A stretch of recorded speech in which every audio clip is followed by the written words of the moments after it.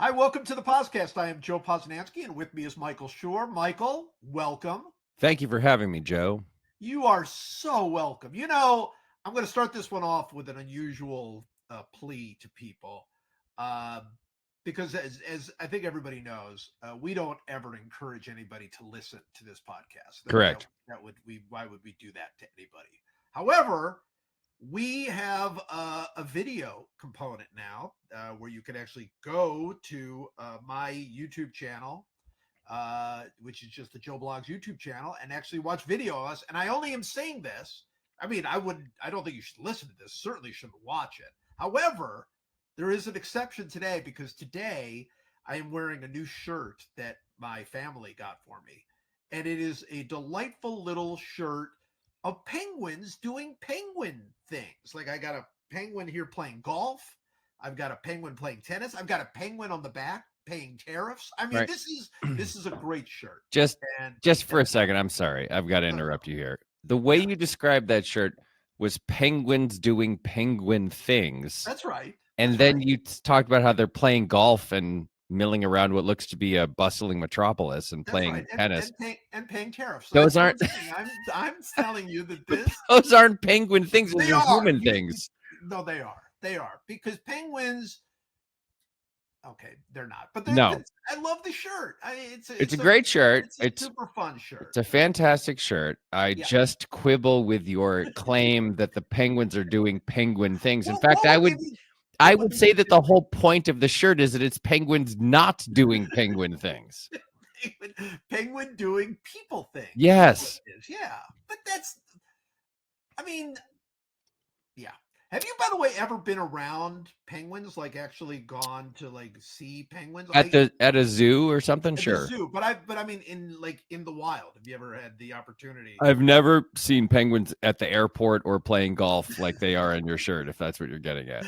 When I was in South Africa for the World Cup a few years ago, I got to take a day to walk with penguins, like to actually be around penguins. And yeah, they were doing all the things that they're doing on my shirt. They were just holding briefcases and driving in cars and stuff. Driving cars, playing golf, playing tennis, going into the sauna. That's just what penguins do. All right, I believe you. Sure. Why not? All right, so we've got a. You know what? We've been promising this for 2-3 years now. Yeah. We're going to pick our winners in the Team Gleason contest that we have. Where we raise money for the great people at Team Gleason, do all the incredible work with ALS. teamgleason.org. Please go there. In fact, you can still go and donate through the podcast if you want at teamgleason.org/podcast. But the contest is over, and we are going to be giving away prizes. We have raised almost $57,000 with Team Gleason, which is awesome. Good work, everyone. Good work. Great work, everybody. It's not over though, because we still have a few things in the air. We're getting a couple of cards graded that we are going to. So you may remember that while opening cards for this, I pulled, as they say, a Tom Brady SP Authentic rookie from 2000, numbered to 750. That card has been submitted to PSA for grading. We are anxiously awaiting the grade report. Yes. But so the way we're doing this is whenever we get that grade, which hopefully will be soon. It's a little unpredictable over there at PSA. I am just going to find the last 5, let's say, sales of a card with that card with that grade, find some kind of arithmetic mean, and then I will donate that amount of money to Team Gleason to add on top of it. Of the total. So we'll wait to see what that is, but that will be my contribution to this. Will be donating the total of the value of the Tom Brady rookie. Yes, which we believe should be rated a 10. It should be a 10. Of course, it obviously should be a 10. Yes, but it should be a 10. But they never are. They never are. It will not be a 10. By the way, not only did I pull it, as you might remember, I was wearing white gloves. Like this card was at least if it's not a 10, it's touched by human hands. really hasn't. So it's not a 10, and they usually aren't. But when they're 25 years old, it should be a decent grade. And so whatever it is, I'll donate that amount. So That amount of money. that should add a couple thousand bucks to the total there. And I think it'll add a little money to the yeah, group. Now, look, if Miraculous came back as a 10, then it would add a lot of money to the yes, thing. But they don't. I mean, we don't need to go over this. The whole thing's a scam, right? The whole. It is. I mean, obviously they can't rate all this stuff 10s, or else this stuff wouldn't be worth anything. I think the thing to say is that when you look at a card, you're like, well, that card's perfect. And then you send it to get graded and it comes back like a 7. And you're like, what the hell? But then if you actually do what they do, which is look under like microscopes and use, laser guided measuring tools Right. to determine the centering of the card horizontally and vertically, and inspect the surface for scratches that are at a subatomic level, then you start to see flaws, and it can be very frustrating. Everyone I know who's into collecting is endlessly frustrated by the grading process. But look, we deal with we live by the rules here. They're the most important grading company in the world, and so we're going to abide by their decision, and then complain about it privately to each other. That's But right. regardless, we'll whenever that grade comes back, we'll announce what it was, and then I'll make a donation for the value of that card. And we should also add that pulling that card was priceless. That was super fun. That was incredibly Actually fun. pulling the card. Yeah. Yes, Yeah. as a Patriots fan and a card collector, it was a true jolt of excitement to pull a Yes. Tom Yes. Brady rookie out of that pack. Yeah, I felt very similarly pulling Dwayne Kuiper cards. pulling the 81 tops Dwayne Kuiper. Yeah, It's a lot. It's very similar. All right, but we are going to we are going to pick 8 winners today, Mhm. and you are going to so 6 of you will be getting the box of goodies where Mike and I will throw a whole bunch of things into a box. We're going to throw And not just cards. us, also Jason Kander and other people. Are you trusting Candor to get us what he promises he's going You're to not get going to us? believe this, but Kander sent his. I've got his box It's already. already there. Yeah, I've got it. Wow. Yeah. He sent it a while ago. I have not opened it. I assume it's well. I don't want to spoil this, but what Kander promised to do, which I hate to do this, but I kind of got to give it up to him for this. Yeah. His idea was to buy a bunch of other people's stuff and then sign it with his autograph. So I believe what Kander did is got a bunch of Brandon McCarthy cards, and then Jason Kander, has autographed those cards, which is a very funny bit. You kind of got to give it up. You got to give So it up. I think he maybe I think he did that with a bunch of stuff. So when we put these boxes together, which will take us another 2 to 3 years to do, it always does. Oh, yeah. Well, I'll keep track of some of the most fun stuff that went into these boxes. I think he bought a Sports Illustrated that was an article that you wrote for the cover story, and then he signed the cover of the Sports Illustrated. I got to give it up. It's a funny idea. It's funny a good bit. bit. It's a good bit. And of course, we also, as speaking of good bits, you will also be getting 1990s basketball cards signed by Flula, who is not pretending to do anything. It is signed by Flula. Yeah. And then on the bottom, he's going to write 1 of 1 Great. for each of those. I mean, priceless. If send those to PSA, who cares what the grade is? They're 1 of 1. It's priceless. So it's going to be great. So you're going to get those, but we also have had some people donate prizes. So we have 2 prizes that are going to go to people, and we hope you like them. And if you don't, look, it's free, didn't hurt you. But we're going to give a foursome away to Pinehurst, number 2, Wild. which is obviously one of the great golf courses in the world. Even if you don't golf, you should still do it and embarrass yourself like I did at Augusta National many years ago. Or you certainly know somebody who that would be the dream for them, right? Sure. It would make somebody's life. And then we're also giving away a Stratomatic baseball game. Bad news, by the way, on the Stratomatic front. It seems like Tim Kirchin either A, and I'm going to let you choose the letter because Okay. I don't know. Either A finds himself too busy B, wants to put it off until later in the season when he'll have more time, or C, is afraid to play me in the Oh, Stratomatic it's match because obviously he's supposed C. Oh, this is classic Kirkjian. You know, he acts like a bully, acts like a bully. shoves you around and bad mouths you behind your back and, talks all kind of crap. And then when it's time to put up or shut up, Yeah. he cowers. Kirkjian don't you think he's like a classic bully, Tim Kirkjian? Look, first of all, we're not the first to say it, are we? I mean, like it's the thing that has trailed him his entire life, Yeah. his career. They came back to me and they said, "Hey, I don't know that we can do this, but we can try to put this off, and we can also try to find a substitute."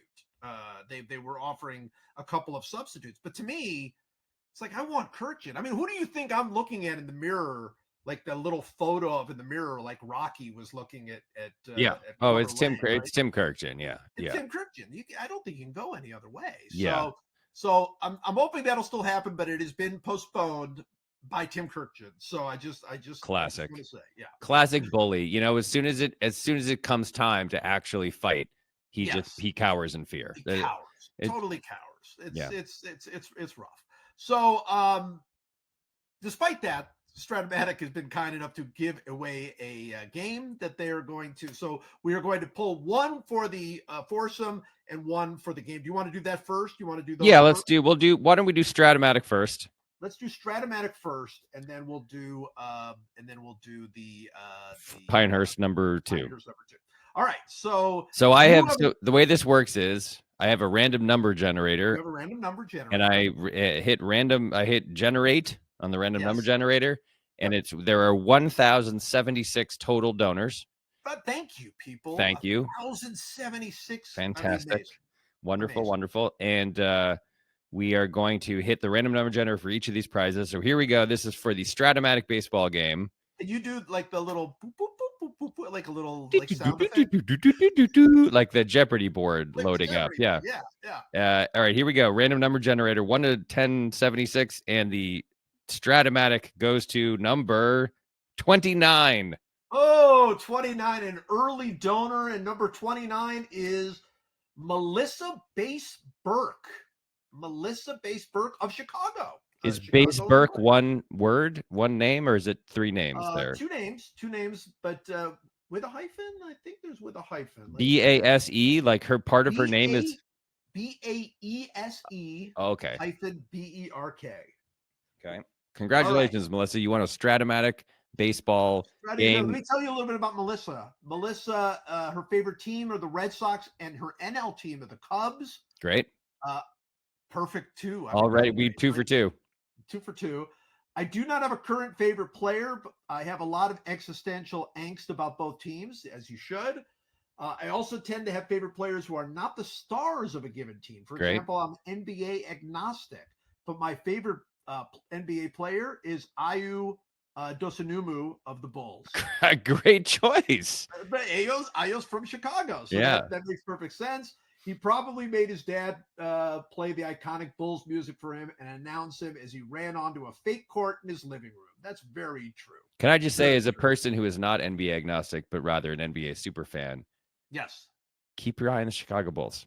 That's all I'm saying. I like this. I'm just saying, keep your eye on the Bulls. Yep. The Bulls are a sneaky good team, even though they're like 9 games under 500. They're going to be in the play-in, probably playing the Heat in the first play in the 9-10 play-in game, which means my keep your eye on the Bulls might be gone after 1 game. But if the Bulls sneak out of the play-in somehow and they go up against the Cavs in round 1, I think I should be scary. I'm just saying, no, the Cavs are going to win that series. I'm just saying that the Bulls are going to make it much more annoying and hard for the Cavs than a 1-8 matchup should be. Would be my prediction if they can get out of that. Now, the Heat, who lost 10 in a row and then suddenly won 6 in a row, including beating my Boston Celtics in Boston. Granted, it was after a endlessly long road trip, and the Celtics aren't even weird. They're weirdly not good at home, which is very strange, but whatever. Suddenly the Heat are hot again. I think the Heat could also make it annoying for the Cavs because the Heat make it annoying for everyone, which Yes, is they why do. everyone hates the Heat except for, Yes. and actually including some people in Miami.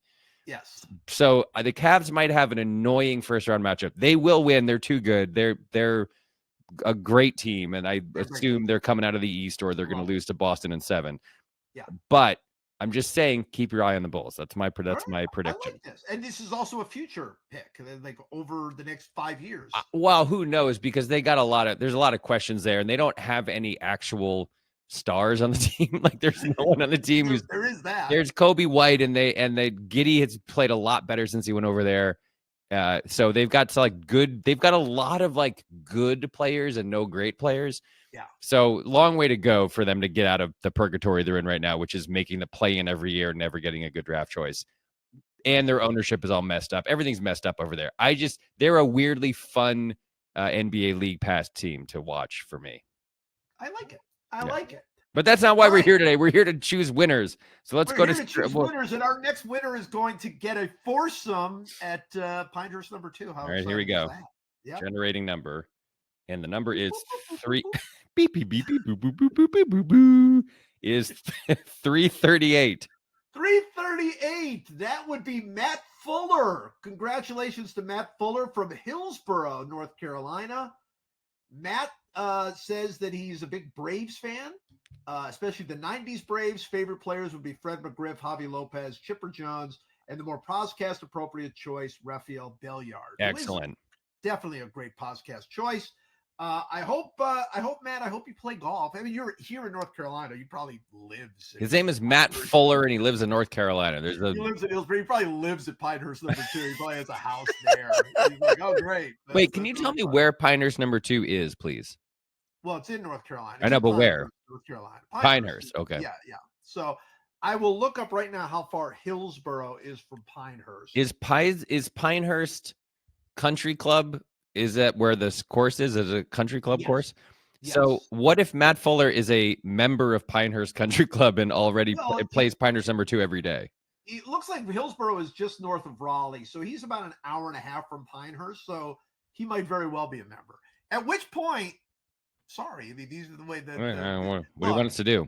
There's also the chance he's never played. And for him, driving an hour and a half down to get a foursome with his buddies, come on. I'm going to say that there's a chance that every single day of his life, Matt Fuller of wherever he is in North Carolina, North Carolina, drives past Pinehurst Country Club and thinks to himself, woe is me.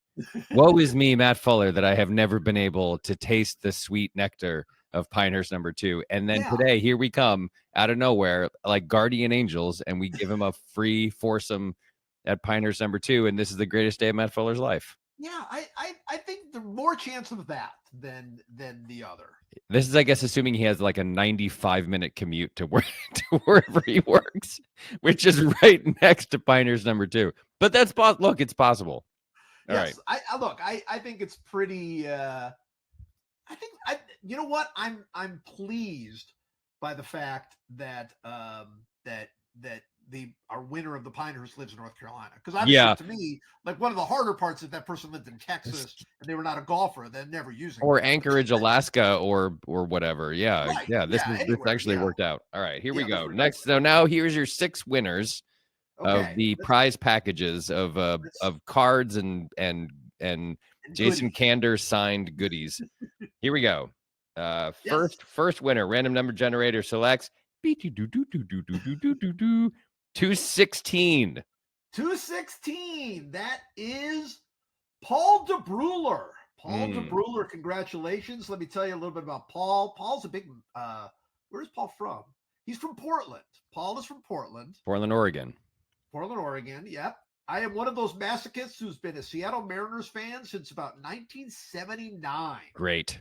So anything Mariners related can happily head my way. We've got some Mariner stuff. We pulled some Griffey rookies. Remember? We got a bunch of Mariners. We do. Got a bunch of Ichiro stuff.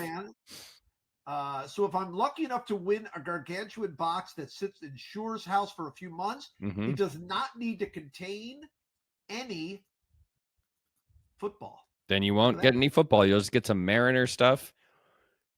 Maybe there's He some puts in Richie's. here Sonics. He says anything Sonics or anything related to Seattle non-football, Okay. 80s, 90s. Kind of a. I mean, it's a good call. Like you don't like football, but I mean, you really don't want like a Jim Zorn card? Is that? I mean, you live there and you don't want a Jim Zorn? I mean, I'm sending Paul some Steve Largent stuff. I don't know what to tell you. Like I'm sorry, man. You're gonna get some because if I don't send it to you, then it's got to stay in my house, and I don't want. I don't want exactly. All the Jim Zorn and Steve Largents are going your way. I don't want Daryl Turner cards from the '84 top set or whatever. Like they're going to you. You are getting Kurt Warner with a C, no matter whether you want it or not. Penn State legend. Penn State legend, and a fantastic player until he got hurt. All right, next winner. Who's next? 644. 644. That is Stephen McKenney. Stephen McKenney, congratulations. Stephen McKenney is from Pleasant Ridge, Michigan. Have you been? Michigan man. Good man. Yeah. Good man, Stephen. Here's what he has to say. One, the only player he lists, Ryan Sandberg, Chicago Cubs. Great. Every Sandberg in our houses will end up in your place. They're heading your way, bud. He goes, my dad and I like talking about your work. Well, I don't know if we'd call this work exactly in any way, but thank you. Also, my dad's the reason I gave the answer to number one above. So his dad's a big Ryan Sandberg fan as well. So Sandberg, we'll throw a bunch of Cubs stuff to you, right? Yeah, like the way this works is, you've told us your favorite player, but anything that's within the halo of what your favorite player is. Named Ryan or Ryan will be coming your way. Ryan, RYNE. All right, so Steven from Michigan, go Wolverines. Go Wolverines, and B, congratulations. Here we go. 932. Ooh, 932. That is Tim Steer. Tim Steer from Lancaster, Pennsylvania. Tim's got a lot to say. Tim says he's a big fan of the Baltimore Orioles. Well, actually, he says the Balmer Orioles. Balmer. BAWLMER. Yep. BALLMER. I think it's. I put the W in for the accent. I would. Balmer. I'm spelling it the way he spells it. Okay. The Philly Eagles, the IGGLES. Sure. And maybe the 76ers, except which is fair. You could definitely say about the 76ers. Right now you can, yeah, but the storied history there.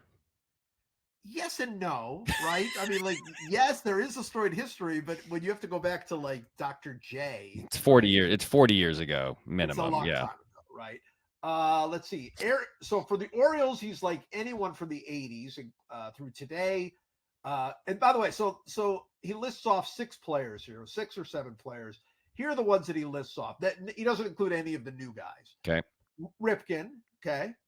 Murray. Sure. Tim Hewlett. Okay. Great. Perfect. That's right after Ripken and Murray. Those are the big 3. Those are the big 3 right there. Mike Mussina. Okay. Fair. Obviously, Mike Devereaux. That's going to be your next. Goes without question. Yeah. Melvin Mora, of course. Melvin Mora. I haven't thought about Melvin Mora in a very long time. Melvin Mora was had 1 year. He had years where he was incredibly good. Yes. Melvin Mora, all of a sudden out of nowhere, was like an all-star, easy all-star choice. Melvin Mora. Easy all-star choice. Nick Markakis, who, remember the whole, is Nick Markakis going to get to 3,000 hits? Yes, I do. That led off to the panic. I miss, like, that was there for Johnny Damon, for Markakis. Like, a bunch of guys are like, what if that guy gets to 3,000 hits, or we have to put him in the Hall of Fame, and then they never get to 3,000 hits. Right. What did Nick Markakis end up with? I'm looking it up. Well, let's talk about Melvin Mora for a second. So yes, please. So Melvin Mora, 2-time All-Star, 1-time Silver Slugger. Yeah. 18th in the MVP voting in 04. So in 04, he had a 5.6 win season. Yeah, he was terrific. 187 hits, 111 runs, 41 doubles, 27 dingers, 104 knocked in. He slashed 340, 419, 562. Yeah, he walked, and he played a bunch of positions, right? My goodness, Yeah, that's a impressive season for Melvin Mora. fantastic season. Yeah, And the year on, either side of that, he had two 4.7 win seasons before that, and a 4.3 win season after that. But that was it.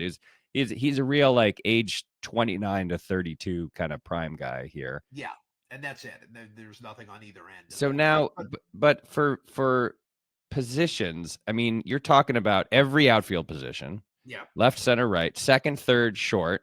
yeah, he played everywhere. Played everywhere. Yeah, this guy. I mean, he had in 2000, he played 96 games at shortstop, 28 games at second, Yep. 16 games in center, 12 games in left, 4 games at third, and 5 games at second with it after he was traded. He was traded from Mets to Orioles. 5 games at second for the Orioles. No, for the Yeah, Mets.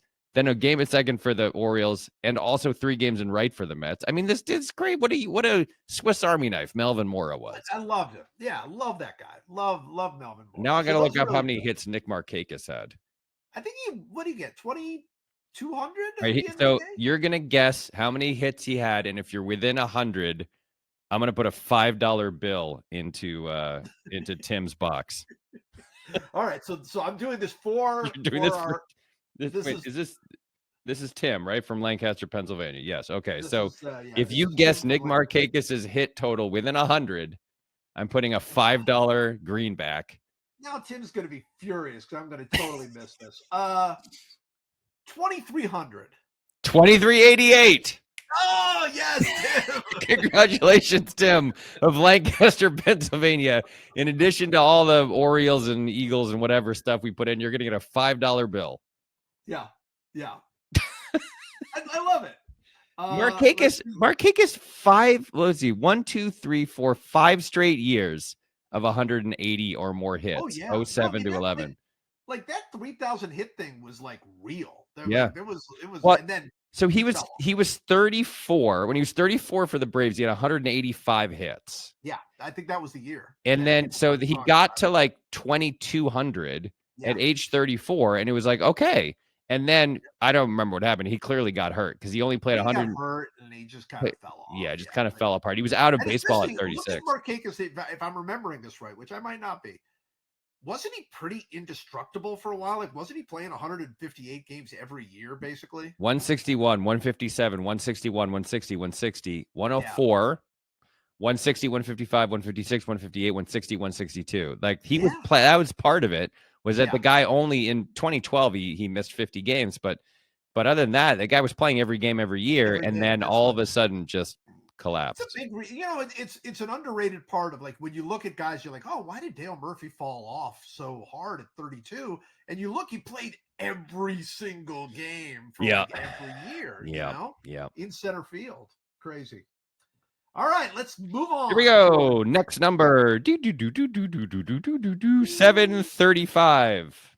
735 is Alex Parkhurst. Oh, congratulations to Alex Parkhurst of Centennial, Colorado. Ooh. Okay, good for you, Alex. Is he a Assuming Rockies guy? Big Rockies guy? Gonna get some Chris Bryant cards?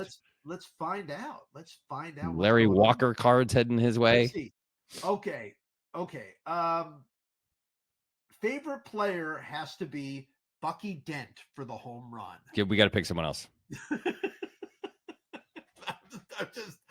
I don't think that was a big mistake on your part, Alex. I think Alex. Alex, do you not listen to this podcast? Have you never listened to it? Did you stumble? Is the episode that you listened to where we announced this contest the first time you've ever heard this podcast? It's a serious question. I mean, is there what else could you have said? What could Alex have said that would be worse? Let's see. Could Alex have found something more? No, I don't think Well, so. John Elway. Yeah, on my end, it would have been John Elway. Let's pause for a second. Let's list the 5 people. Yes. No, Or each of us lists 5 people that are the worst possible answers to the question, who's your favorite athlete? Okay. Very good. Yeah. All right. So your number 1 draft pick John Elway? He might be 1 and 2. Yeah. I would say my number 1 would be Aaron Boone. Oh, really? Yeah. Ahead Because I of was Michael I Jordan? 78, I was 3 years old or 2 years Yeah. old, whatever. Right. So I didn't live that. I lived Aaron Boone. So Yes. I was the lowest low point of my low sad life to that point. Yes. Who's your number 2 pick? So the problem is for me, a lot of my worst picks are guys on my own favorite That's teams who okay. screwed it up. Yeah, I mean, obviously, if you're just going to go ahead and say, "Hey, I'm dying to get an Ernest Biner card," even though Ernest I never Biner would really have, blamed Ernest Biner for that but he because he just played conjures up great in that game. terrible memories He for you. just Yeah. conjures up terrible moments. Yes, for sure. I would say Bucky Dent's probably my number 2. Yeah, I think Bucky Dent's pretty good as a number 2.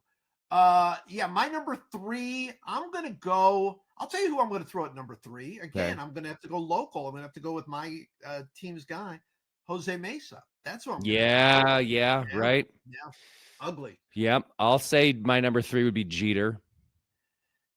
That's fair. Well, that was the question I was gonna ask. Like, do great players fit in? Yeah. Because Oh, obviously Michael Jordan for me, he would be even higher. Jordan destroyed you Jordan year after year after destroyed year. everything about. Yeah. I would And by say, the way, let me say something about Jordan, just real quick about that play. Those Cavs teams were really good. yeah, That like those were like they could have like it would have been they could have gone to a finals, yeah, and in that time they could have gone to a yeah. finals, and they were good enough to do it. So it wasn't like Jordan just knocked like a team that didn't matter. They were good. I'm gonna say my number 4 is gonna be like Jimmy Butler or someone. Not, Ooh, okay, yeah, that's just because fair. I hated the Heat so much. And you could go with like Magic Johnson, but it's like I don't really have any No, animosity I don't towards hate. You Magic can't hate Johnson. Magic Johnson. Yeah, My number 5 is Terry Bradshaw, and I think sure. that's just growing up with that, like everybody on that those teams. But I mean, yeah, I think specifically for us, I think that's my number 5. And I'll say, I mean, the problem for me is I don't have any football players to choose because my football team won the Super Bowl every single year for like Yeah, 20 straight is years. that true? Were they They, good? I believe they won 20 straight Super Bowls. And 20 so straight Super no Bowls. one ever, like, I There can't, is I'm not there going to, is a local on your club though that you could definitely pick as one of your guys if you're going to do it. who's that? Bill Buckner. Oh, no, I'm not doing that to him. No, You're not. absolutely not. No. I have nothing but love Well, that's how and I feel about remorse for Ernest the, Biner, but I just felt like I no, like the like we were. I don't feel any animosity at all. It was not his fault. Dave Stapleton should have been in it first. It was the Yes, manager's he should fault. have. It was not the game was already tied. That's Oh well, then I got another one for you. Then how about a certain manager? well, that's right. If someone asked, if someone said my favorite player of all time is Grady Little, yes. No, but I'm not doing that. I'm gonna actually go older school and say I'm gonna use Paul O'Neill to represent the misery of the Yankees dynasty. Now I know Well, that's Jeter. well, you already I, have Jeter I already though have already. Jeter, but Jeter is Yeah, also just there's a 20 years of hatred of Jeter because he just was yeah, the main guy on the team. But Paul O'Neill represented those late 90s teams in a way that was particularly galling. So yeah. he was my least favorite player on my least favorite team for all of those years. So I'll go Yes, Paul O'Neill. ahead of Jeter. Yes. The point is, Alex, is you you managed to pick one of the very worst people you could have. You should have lied. This is on Alex 100% because Alex should have said, "Hey, my favorite player is whatever, You could have picked another Yankee if you wanted. You Chris could have just picked Mullen is my favorite player." Chris Just do Mullin. it, literally anyone but Bucky Dent, and you would have gotten off scot free.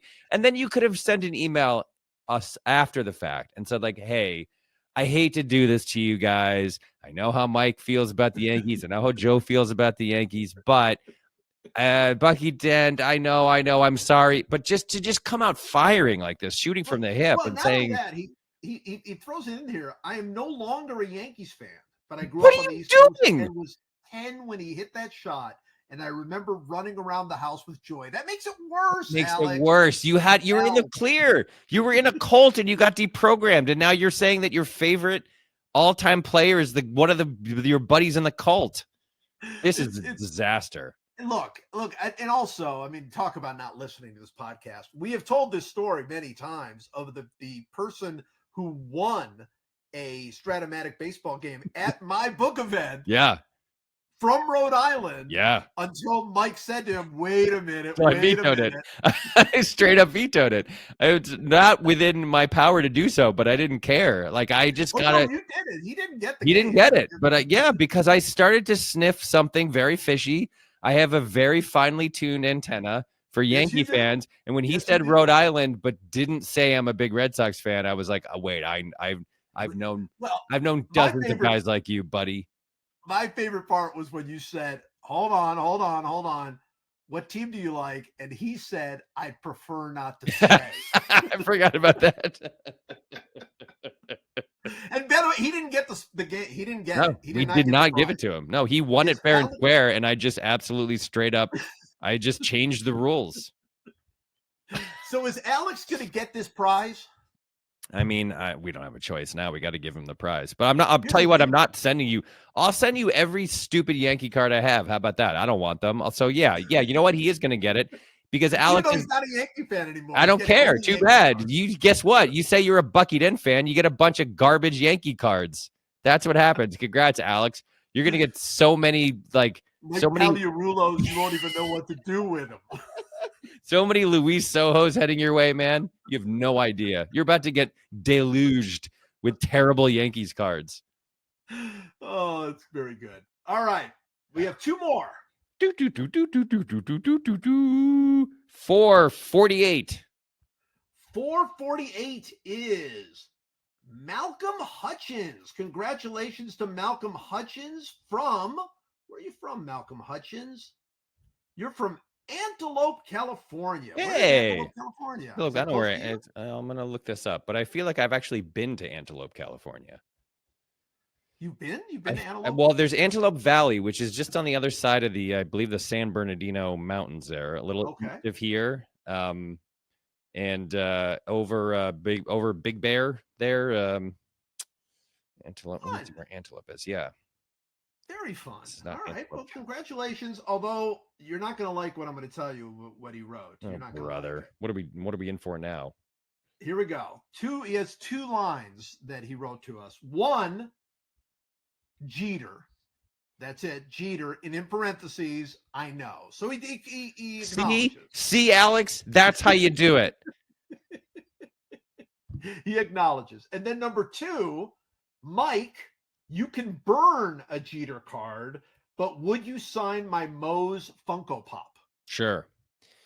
Antelope, California, if it's where I think it is actually not the Antelope Valley, California, but rather it's up northeast of Sacramento. Oh, okay. It's all the way up there. So why aren't you a Kings fan, man? What the hell? Yeah, why not Be a Kings fan? Why not join a new me. Sacramento Athletics fan? I think that seems like that should be exciting for you. Yeah. All right. So I don't know how you're gonna sign this Moe's Funko Pop, but yeah, you'll Mike will happily burn a Jeter card for you. All right. What are the numbers that we have called so far? All right. So far, we have called numbers 29, right? 338, right? 216, right? 644, right? 932, right? 735, right? and 448. Okay, here we go. Last one. This is it, right? This is our last one. Beep, beep, beep, beep, beep, boop, boop, boop, boop, boop. 477. 477 belongs to Steve Jones. Steve Jones. An obviously fake name. No one's named Steve Jones, but go ahead. Steve Jones is also from Portland. I wonder if Steve Jones knows our other Portland guy. Who was the other guy from Portland? Was that Paul? I think that was Paul DeBruler, right? Wasn't Paul from Portland? I think so. I don't know if they know each other. All right, Steve Jones. Because Portland is tiny, so there's no way that, I mean, obviously they're Oh, you're Steve from Portland? Do you know Paul from Portland? Here is what he has to say. His favorite player and team, Buster Posey and the San Francisco Giants. Right. You and Colin Hanks. BFFs. You and Colin Hanks. Exactly. So, and by the way, if Buster Posey is your favorite player, now he's running your club. Yeah. How about that? They're off to a hot start. Off to a hot start, as is the entire NL West. By the way, could we just stop the season right now, just so the American League Central could look exactly like it looks for the rest of the year? 5 teams with losing records. I mean, I that mean, is that was always where we were headed. They just got there faster than we thought they would. well, they have to play each other though, so eventually they're not all going to have losing records, True. right? As long as they're playing outside. All right, so Steve Jones is our winner. So we have our wonderful people. So we will be sending you emails asking you for your addresses, and so keep an eye out for that. And if you want to make any extra, except for you, Malcolm, no, Yeah. Alex, Alex. except for you, Alex. Everybody else can add extra requests, and we'll get these to you. It's going to be great, right? Congratulations to all of you, and thank you again, all 1,076 of you, for Amazing. donating. Oh, Wonderful. really, really incredible that people keep doing this. All right, before we go, we ought to let's talk a little bit about the first week of the baseball season, right? Yeah. I mean, you should definitely chat it up a little bit. First of all, I think it's been a pretty sweet start to the baseball season. Lots of fun storylines. stuff going on. Yeah. Let's do things we like and things we don't like. Okay, things we like. Yeah. Well, let's. You know what? No. Let's start with things we don't like. Okay. I'll tell you what I don't like. I don't like the fact that the Yankees are hitting 5,000 home runs a night. Aaron Judge has 6 home runs in 7 games heading into today. Today we're recording this on Saturday, so he has 6 homers headed in 7 games. That's a pace I don't care for. No, that feels like. By the way, if he kept that going, it feels like that would break a record. Am I right? I can't quite do the math in my head, but I believe that would be a record. Yes. Don't like that at all. Tempered with the fact that it looked like in the opening weekend, oh, they've got these torpedo bats now. Oh, they're incredible. Everybody's incredible. Then you're like, well, wait a second. Maybe the Brewers just stink. Yes. And so it's tempered a little bit by that. But of course, all of these guys, Goldschmidt and Bellinger and all these guys that you think like, well, they're relying on those guys for offense. How's that going to work? I literally am, as of 1 second ago, Trent Grisham just hit another homer and has a 1,600 OPS. Like, I don't know what it is. Again, we've talked about this so much, but the black magic that this team has for finding the Matt Carpenters and the Aaron Smalls of the world, bringing them to their team, having them play out of their minds, and then leaving to sign huge contracts in other places and immediately sucking again. It is just wild. It's wild that this happens every year. Yeah, it's awful. It's awful. Also, side note, they have a 3-game series against the Pirates today at PNC that concludes tomorrow at PNC. Of course, they don't have to face Skeens. Of course, he pitched the game before and is pitching the game after this series. Like, which, by the way, and I realize, look, it's a long season, and you've got to build your rotation around what you've got to build your rotation around, and when your turn comes up, all of those things. Would any other sport prevent Paul Skeens from pitching against the Yankees? The NBA plans their Christmas Day schedule 11 years in advance. They're like, we're going to put, and as a result, you get what you got this past Christmas, which was, the NFL is trying to move it on Christmas, and the NBA says, watch this, and they make the last primetime game, Steph Curry against LeBron James, and it's an incredible game. Yes, it's like a mind-blowingly great game that everyone is talking about, and it's like, how is baseball not catching on to this? How are they not saying to everyone, hey, let's create some marquee matchups? This is a Saturday. This game starting at 1 p.m. on the West Coast, 4 in the East Coast. Can you arrange it, please? Please, we literally beg you, baseball and individual baseball teams, put Paul Skeens on the mound at home against the Yankees and put it on television, and then people will watch it. Like, what is wrong with them? How are they so bad at this? Well, it's because everybody is. There is nobody in charge, right? Everybody's running their own ship. Everybody's running their own team. Nobody is like, it's appalling to me that there is not some sort of weekly call where you're getting the commissioner and everybody else on the board, and they're okay. Pirates, what do you got coming up this week? Oh, we got big series against the Yankees. but we're going to start Paul Skeens before then, so he's not going to. Okay, let me stop you there. Let me just stop. We can't throw Skeens because we're throwing him against the Rays in a fake stadium in Florida. The game before, like, hey, maybe give him an extra day rest and have him start game 1 against the Yankees on a Friday. On a Friday night or on a Saturday, because we're actually wanting to get TV people to give us more money, not less money, the way the ESPN is. What are we doing? It's unreal. It's unreal. All right. So the Yankees, I'm not happy about the Yankees. That's one thing I'm down on. Yep. I'm not, I can't say that I'm down on the Braves' terrible start, because I mean, it's not like I'm in love with the Braves or anything, but I'm down on how happy it's making Linda Holmes. That's bad.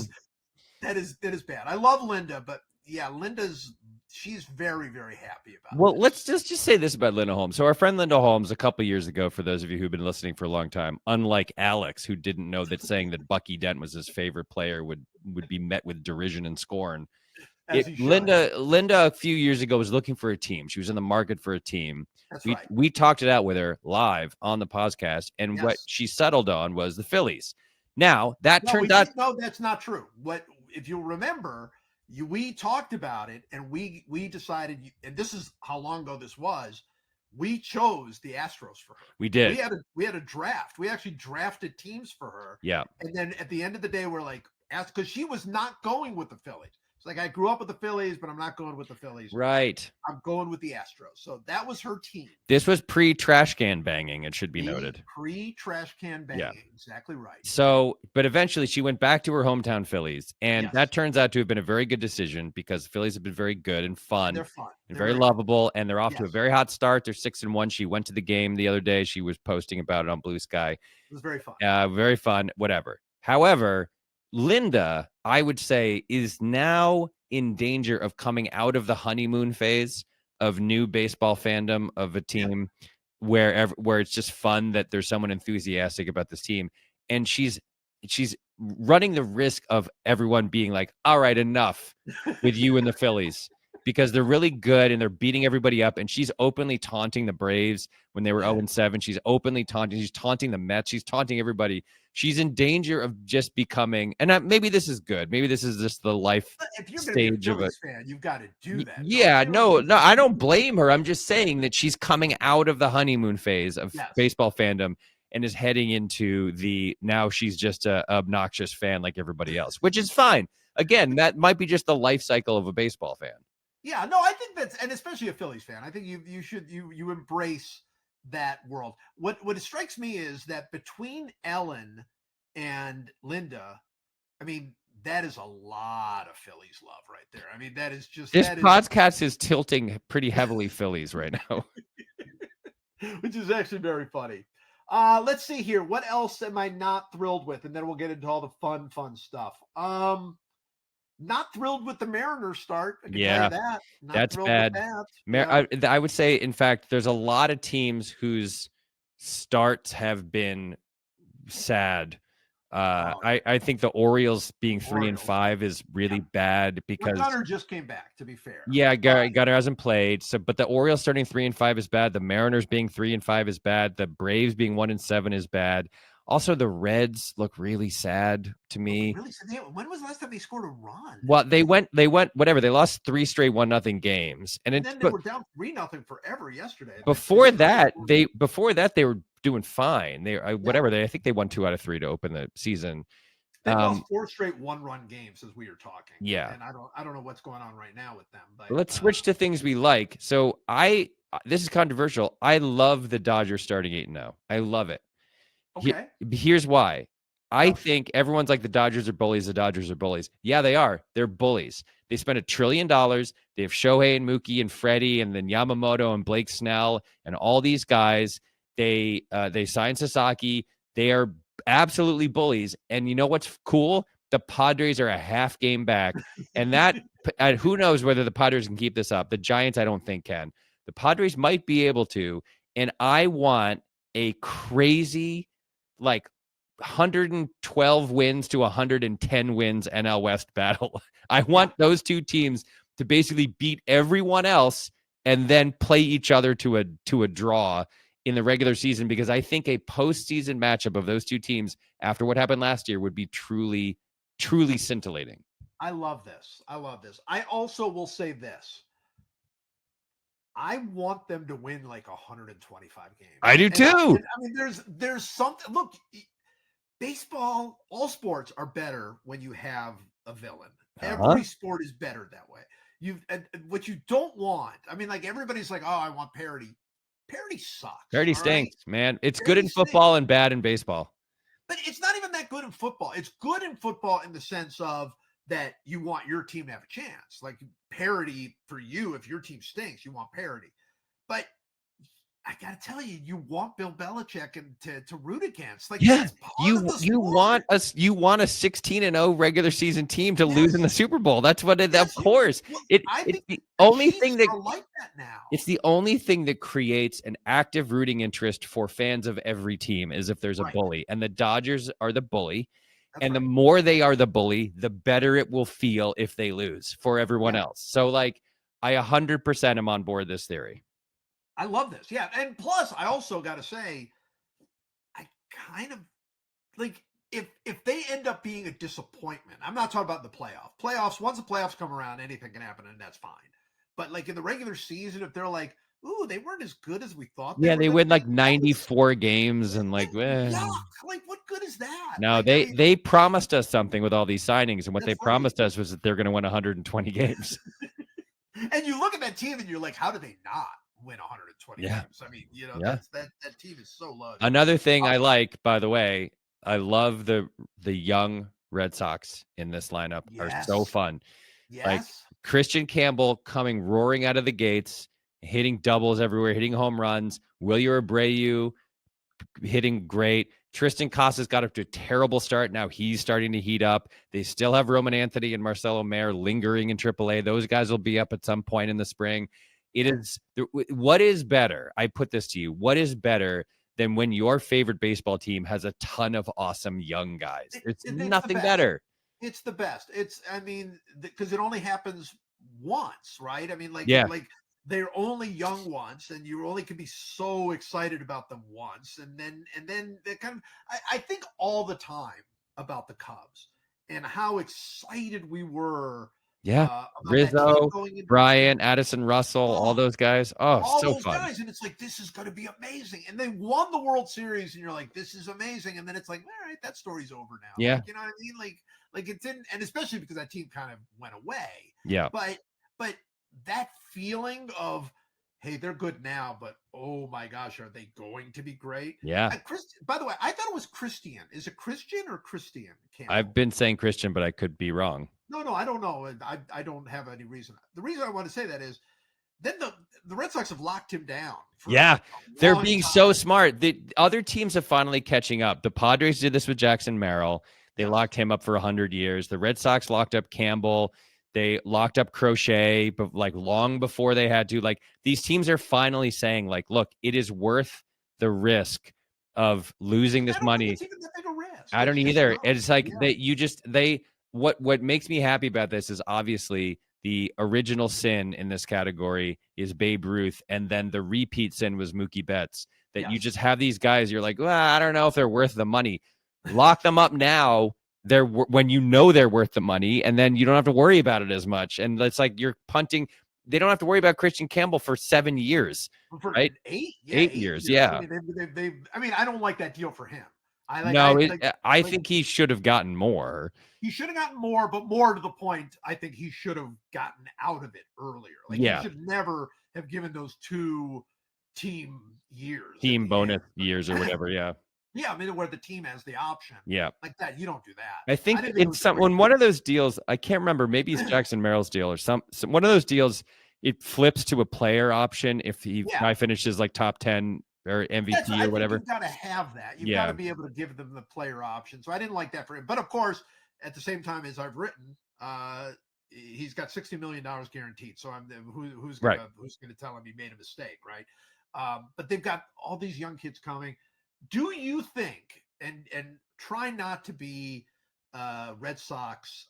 You're a big Red Sox fan. I don't know if people know that, but you are. You're a big Red Sox I fan. don't think I've ever mentioned it before. Try try to look at this thing more from a sort of as a baseball fan rather than as a Red Sox fan. Do you think Wilyer Abreu is going to hit 500 for the whole season? Yes.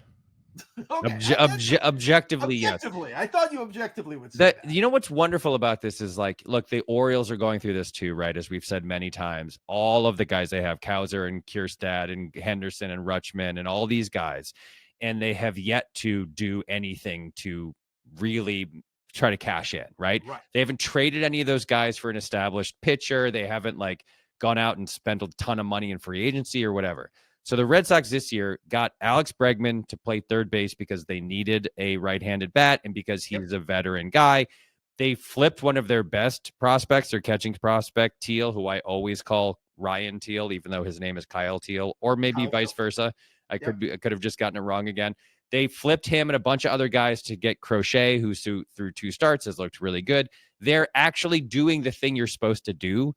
And when you have all these young players, and the part of the reason they were able to do that is like Roman Anthony is the number 1 prospect in baseball right now. There's nowhere for him to play. He plays in the outfield and he's left-handed. Abreu plays right. He's left-handed and won a Gold Glove last year and is like if he's what we think he is, he's a 25 homer right fielder who wins a Gold Glove playing right field in Fenway. That's a really big deal. They've got Jarren Duran, who was a 9-win player last year and defensively top 5 MVP guy. Top 5 MVP, defensively graded out as one of the best center fielders. And then they've got like 12 left fielders. They've got so many guys who play in the outfield, and it's like there is a glut. They've got Duran will be in left because I don't think you can take Sedan Rafael out of center. That's the thing is Rafaela is now in center and Duran's in left sometimes, even though Duran is one of the best center fielders defensively. Rafaela's like might be even better. Yeah. So and also it should be noted, Rafael's right-handed and Roman Anthony's left-handed. So like they can't have only left-handed outfielders in their lineup. But this is what's so fun is that when you have all these young guys, one of them, like it would be like if Heston Kierstad came up, played the whole year with the Orioles this year and had a better year than Gunnar Henderson and Adley Rutschman and Colton Kauser and all those guys, where it's like, oh my God, he wasn't even the guy that we were all counting on. And now and that's what Abreu is right now. He's like, oh my, this isn't even the guy everyone was paying attention to. And yet we might have really found something in him. It's just very exciting. It's really exciting. I'll tell you what, I had that moment again. You talk about things I don't like, back to the Orioles.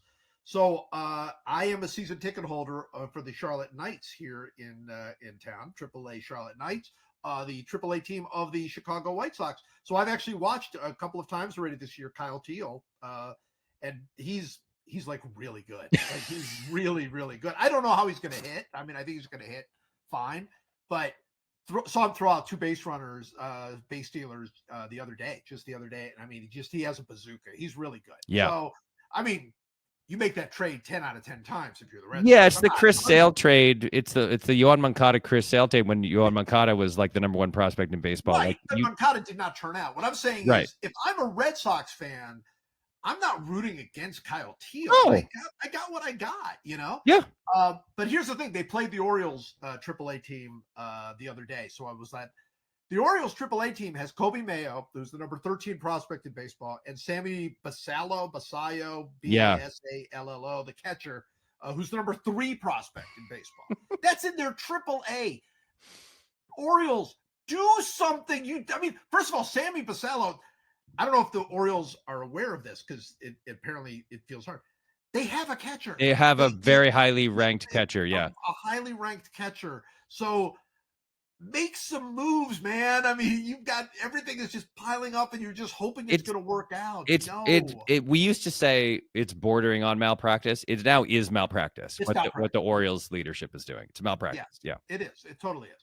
All right, what else? I'll tell you what. You talked about them briefly, but I will say something about them extra. I am totally digging this Padres team. Yeah, totally digging this Padres team. The thing is, they've got they're this wonderful mix of leftover superstars from their when they went bananas and traded for everybody and spent $1 billion, but also super interesting and fun. Yeah, I mean Jackson Merrill is so good. That guy looks like the real deal, man. We raised the question, I think, on this podcast. You raised it with our friend Justin Halpern. Who's going to be the best Jackson? Is it Jackson Holiday? Is it Jackson Merrill? Which Jackson or Jackson Chourio? Which Yeah. Jackson do you want to have? He said Jackson Merrill. He's a homer, but he said Jackson Merrill. I now maybe think he was right. He might be right. He might be right. I mean, he's so good. But also, Fernando Tatis is like crushing the ball. Like he's Yeah. just knocking it all over the place. I mean, the thing that's so funny is Arias right now, who has not struck out this year, is hitting 129. He's just putting the ball in play and he's not getting hits. So that's going to change. But their pitching is like really good. Yeah. They're really fun. I do believe now that at least, I mean, you got to throw the Phillies in the mix, but Phillies aside, are the three best teams in baseball all in this division? I mean, I don't know The about Giants is unless I'm crazy, the Giants is a fluke, but I think the two of the four best teams in baseball may be in the NL West. Yeah. Well, I mean, what about the Diamondbacks? I mean, I think the Diamondbacks might be the third best team, and then Yeah. are you not buying? I don't know. We'll see. We'll see. They're a little suspect to me, but Interesting. yeah, Interesting. maybe that's You're just not. I'm just biased because they're the Arizona Diamondbacks, and I can't take them seriously, even when they're obviously very good. All right, nothing happening in the Central. Cubbies are starting to play pretty good baseball, so that's Cubbies are coming around. They had a tough draw to start two games against the Dodgers in Tokyo. They obviously weren't. That was an guaranteed 0-2 start for the team. And then they got to play the Dodgers in LA next weekend. I'll be there. I'll be in LA for next weekend's series. So that's going to be kind of crazy. What about the Mets? What is your early Mets take? I think they're just kind of floating around, like they're kind of feeling it out. I don't take anything from what are they 3-4 or something, or 4-3. Like nothing's happened. Soto hasn't started. Of course, obviously last year Soto just immediately with the Yankees is just drilling everything everywhere, and he hasn't done that yet. I don't think I think the Mets, like all teams, need a month before we can pronounce. Oh yeah, everybody needs a month, right? Yeah. I mean, look, with what we are talking about now, I mean, you got to feel pretty good about the Dodgers sort of keeping this up. But everybody else, it's going to be up and down. I don't think the Braves are going to be bad. I think the Braves will be 500 by the end of May. That would be my prediction, and then it'll be fine. And by then they get Spencer Strider back, and they get the Braves are going to be fine. Back. Fun. Yeah, all right. Well, this is good. We'll keep people updated. Yep. All right. It's time for one last meaningless thing to end this meaningless thing. And you go first. Slightly more meaningful than usual. Big weekend for my beloved UConn Huskies. Beat the crap out of UCLA yesterday. Made it to the championship game, which is tomorrow. Obviously, don't know what happened, but also, and maybe more importantly, Sue Bird, who is maybe my favorite all-time Husky player, and Maya Moore were inducted into the Hall of Fame. And I want to give a special shout out to Maya Moore, who I think there's an argument to be made had the most incredible, like, she maybe is the most impressive 35-year-old human being alive today. Like, it's when you actually examine her life at 35, so she goes to UConn. They won 2 national championships, went undefeated. She's the first woman ever to sign with the Jordan brand for shoes, right? Which is great. She is the first overall pick in the WNBA draft, goes to the Lynx, wins 4 or 5 titles, I think, with the Lynx, was also MVP. She was finals MVP. She was the WNBA All-Star Game MVP 3 times, including back-to-back years. She won 2 Olympic gold medals. She won the scoring title. She was also the Rookie of the Year. She went and played for a Spanish team in the EuroLeague and won 2 titles with the Spanish team. Then she also won she's one of 11 women to have an Olympic gold medal, an NCAA championship, a FIBA World Cup gold, and a WNBA championship. She is a member of she was on the Time 100 list in 2020. Yes. and this is the part where it really, if people don't know the story, she got very involved in social justice causes around Philando Castile's murder in 2016. And then she was like, you know what? I'm not going to play basketball anymore. I am at the absolute height of my power. And instead of playing basketball, I am going to champion the cause of a man who at age 17 or something, 16, was wrongly imprisoned, given a 50-year sentence, and is in prison. And I'm going to make it my life's goal to get him out of prison. Yeah. He doesn't belong there. And she succeeds. And then they get married. Yes. She has done all of this. And she is 35 years old. She was born in 1989. And now she's in the Hall of Fame. And so my one last meaningless thing, which is actually very meaningful, is congratulations, Maya Moore, on being the most impressive 35-year-old human being alive today. And Yes. also a thank you for everything that you provided for me, a UConn Huskies fan, as we head into what hopefully will be another championship tomorrow. But regardless, it's just an incredible life. She's just already had an incredible life. And she is like just now old enough to run for president. Like, Yes. like I believe you have to be 35 to be president. She just became old enough to qualify, and has already like done more than the rest of us will do combined in our lives. So In our congrats to lives. Maya Moore. That's my one last meaningful thing. I love it. Congratulations to Maya Moore. Turns out mine is also meaningful. We need to schedule these. We're blowing better. this. Yeah. Yeah, I know, because mine is also meaningful. Very, in fact, look, I don't want to say. I mean, obviously, Maya Moore, amazing. I think mine is more meaningful than yours this Okay. week. I'm sorry. I'm just gonna say that. Okay. My one last meaningful thing is I hate you, NFL.